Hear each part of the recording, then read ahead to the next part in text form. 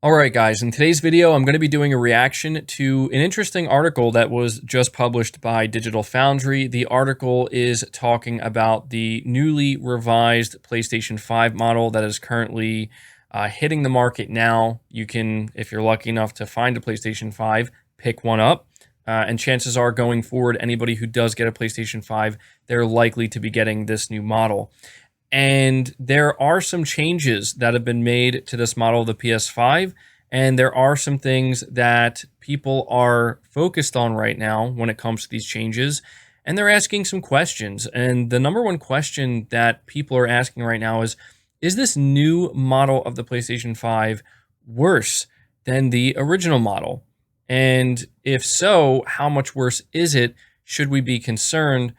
Or is it actually better? Or is it essentially the same? These are the questions that people are asking, and we don't have a definitive answer when it comes to these questions yet, but we have places like Digital Foundry as well as others who are trying to figure it out. So let's read what Digital Foundry has to say here. So the title reads, "Hands-on with the new PlayStation 5 CFI 1100 series console." The new CFI 1100 series revision of PlayStation 5 is now making its way to the market, bringing with it a wave of controversy. It begins with the intriguing news that beyond revised Wi-Fi and a new screw for the stand, the CFI 1100 model weighs 300 grams less than the original, an interesting puzzle that could only be solved by going hands-on. The first journalist to do that was Austin Evans, whose teardown and analysis answers a lot of questions, but raises others. Last night, I procured a unit myself, so I can add some initial insights based on my first few hours with the machine. So it's worth noting that Richard Ledbetter here from Digital Foundry is making it clear right up front that he is only letting us know what his experience with it has been like, just having it for a few hours. This is not like an extensive breakdown and teardown and giving us every single answer. You have to assume that's going to come a little bit later on. Continues by saying Evan's video is well worth a watch because regardless of how you view his take on the machine's thermal performance, you get to see exactly how Sony has changed the design, and just as importantly, where it has not. And this is crucial information. Yes, Wi-Fi does look different. The extent to which performance changes isn't tested, but the 300-gram weight loss seemingly comes down mostly to a new cooler design. There's no ifs and buts about it. This is clearly and obviously a cost reduction exercise, coming at a time where the platform holder can expect to shift millions of consoles as the holiday season kicks in at full force. The monstrous cooler of the original model, weighing in at 1,639 grams, is replaced with a 1,368 grams alternative. So essentially, 277 grams of the 300 grams weight reduction is accounted for with the smaller cooler. The heatsink has fewer heat pipes, 6 versus 4, and is built with an overall reduction in the copper content. Aluminum only has 60% of the thermal conductivity of copper. There's another interesting change to the design. The fan has been replaced by another that has more blades, potentially capable of pushing more air out at the same speeds. But what's more interesting is the evidence surrounding what has not changed based on Evan's data. Most crucially, the power draw of the machine looks very similar to the launch model PS5 in a world where cost reduction on cooling assemblies are usually rolled out only when the main processor is transferred over to a smaller, more efficient process technology. So on the face of it, there are questions to be answered here, and fundamentally it comes down to this.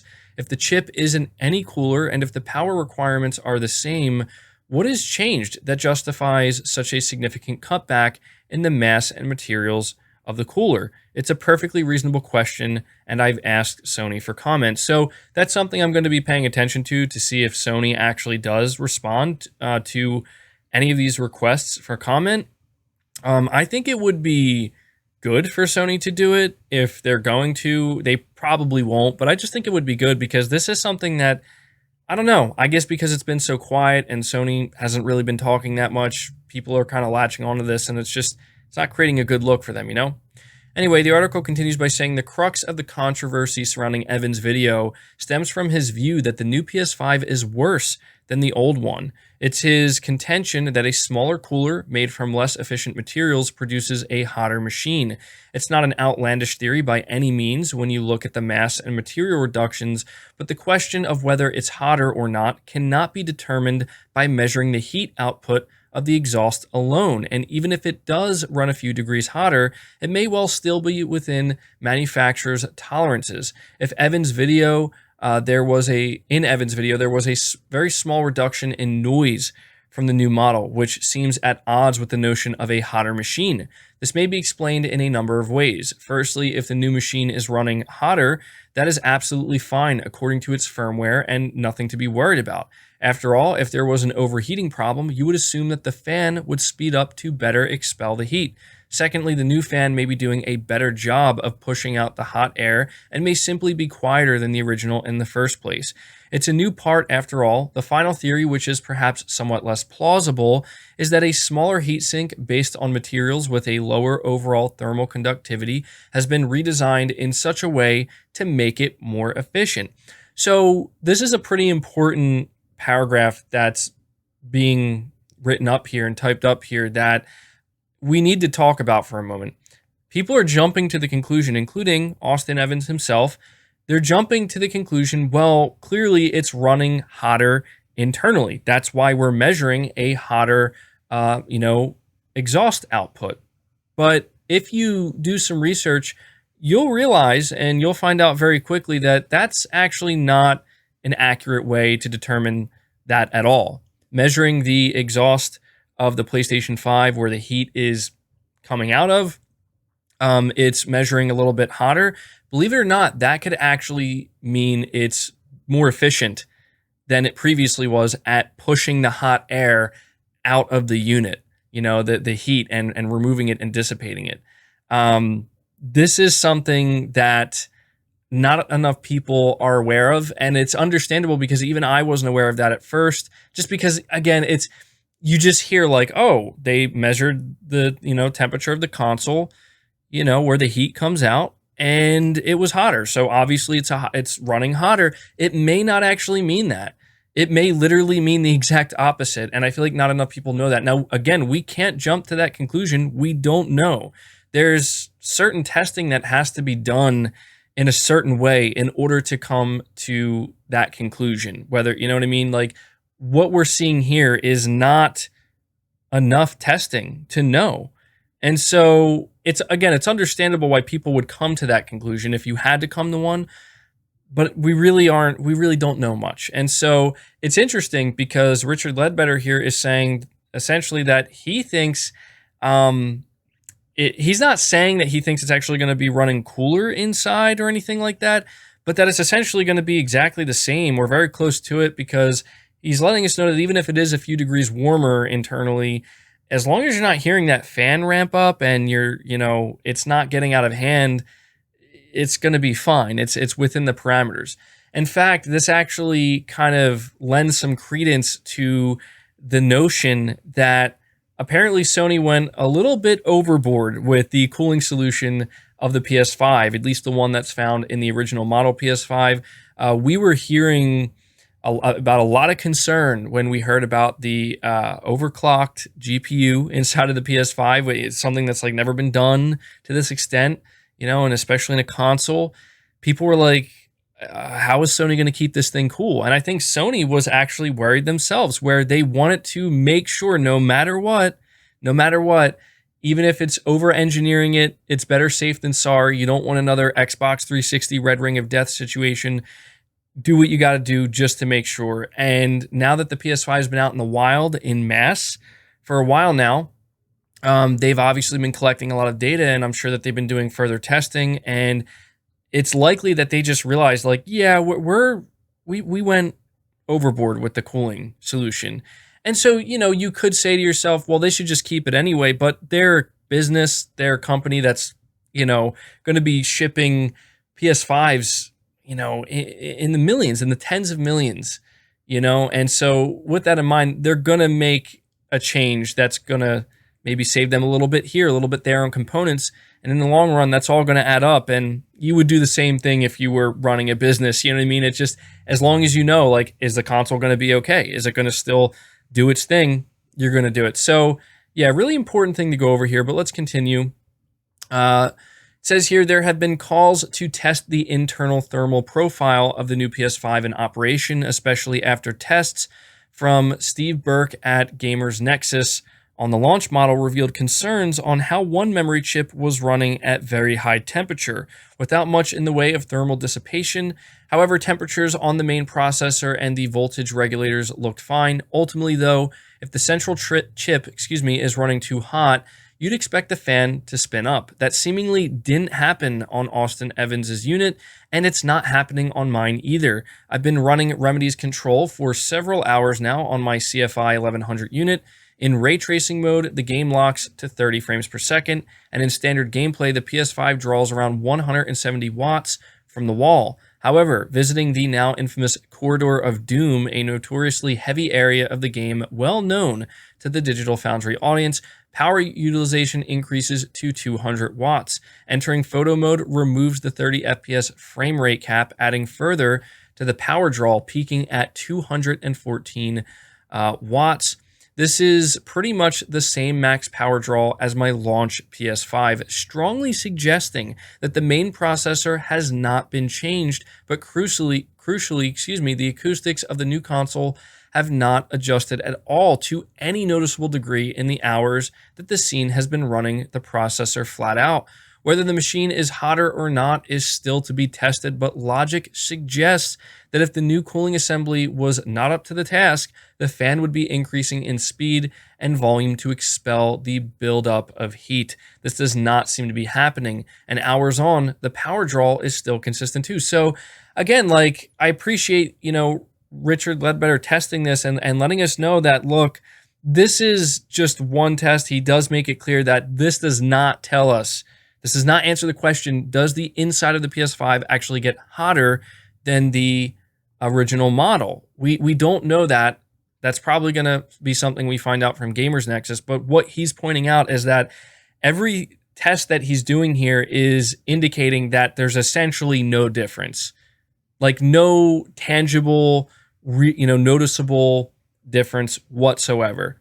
So if the internal temperature of this new model PS5 is just a few degrees hotter, it seems like there's really no way it's going to present itself, and especially no way that should leave you concerned. So that's definitely good news though, because I was curious myself, like, what would happen? Like, is it drawing more power? Is it getting that much hotter? Is it going to cause potential performance issues? And something else I do want to mention here before we close out this article is I was trying to tell people, like, look, I wouldn't jump to any conclusions with this, because the idea that Sony didn't test this extensively before releasing this new model and greenlighting this new model is kind of ridiculous to me. I know Sony's had their hiccups in the past, but cooling is something they took very, very seriously with the PS5, much more seriously than with the PS4 Pro and in past consoles. It's something that they absolutely prioritized,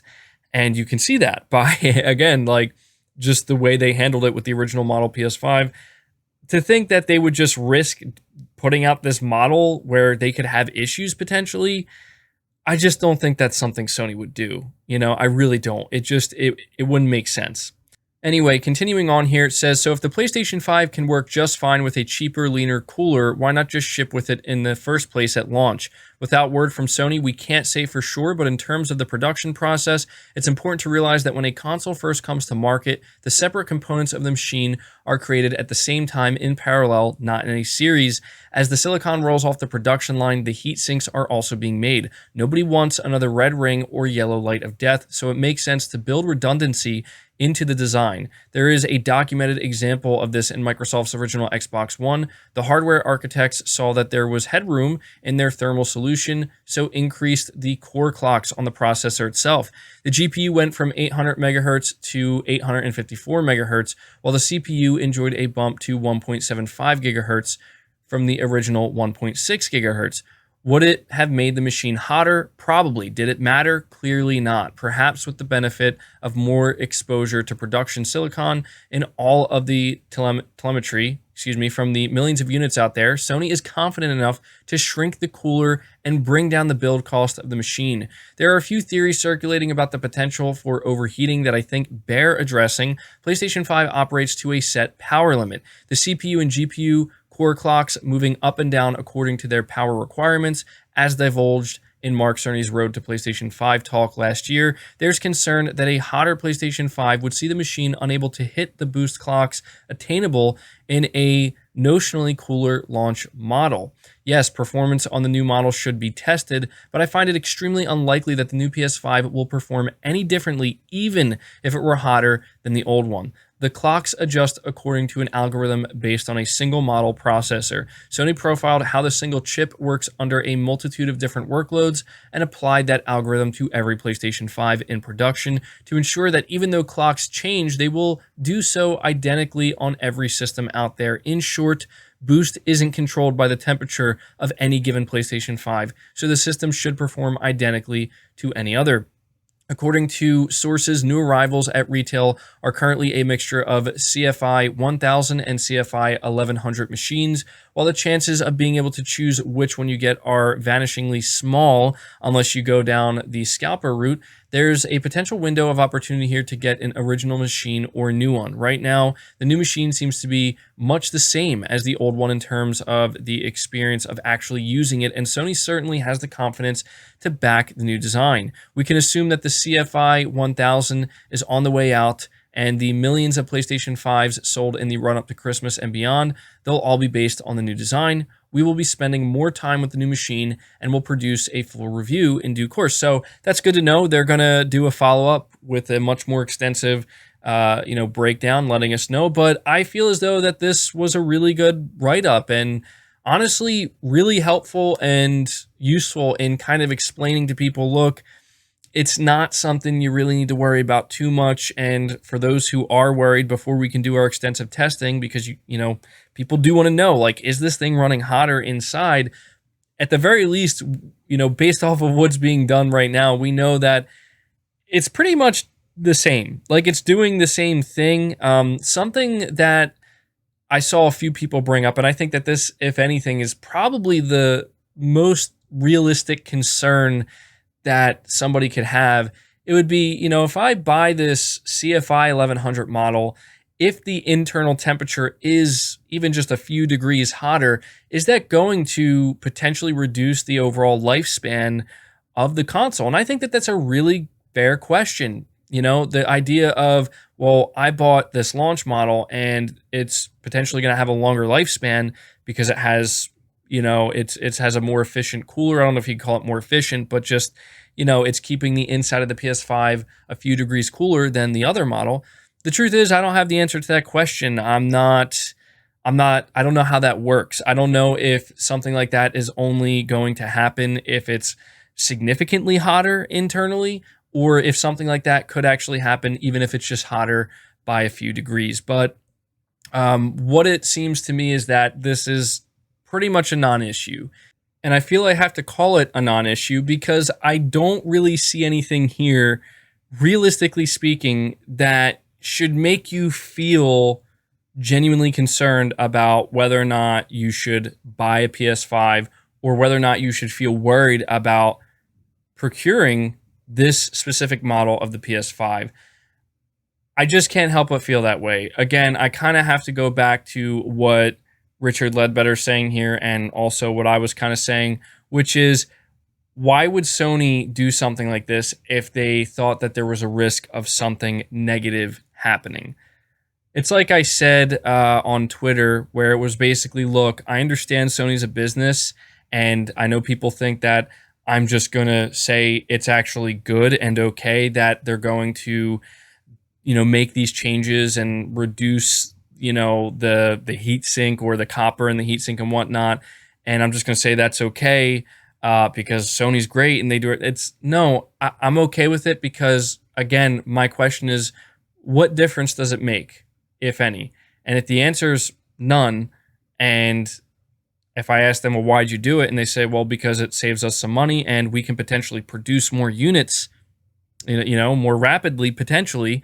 I don't see a problem with that, and I just can't join this, this mentality that so many people seem to have, where it's like this is outrageous. Let's all freak out and make it sound like this is the worst thing ever, and panic, and PS5, it's a disaster, it's garbage, it's all on fire, and it's just like, can we just actually look at it? See, this is why I appreciated this article from Digital Foundry, because I knew that when they talked about this, they're going to give it to us straight. As he says, like, we do need to find out if there's some temperature increases or not, like internally, and we're going to find that out. But right now, with the testing they've done, even though it's been limited, it's looking like it's going to be fine.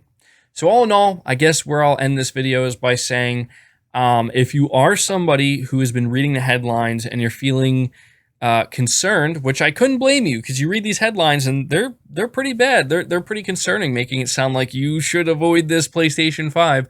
If you're one of these people where you're feeling a little bit nervous, I don't think you need to feel nervous.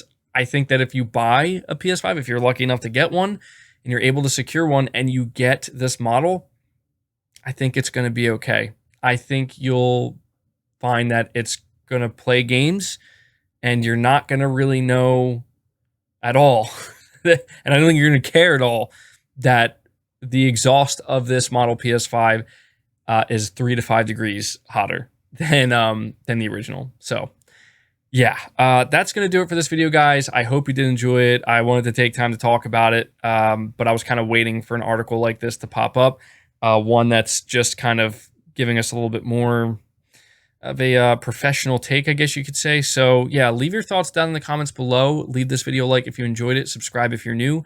Hit the bell notification icon, and feel free to share this video out on top of all that. But until next time, guys, take care.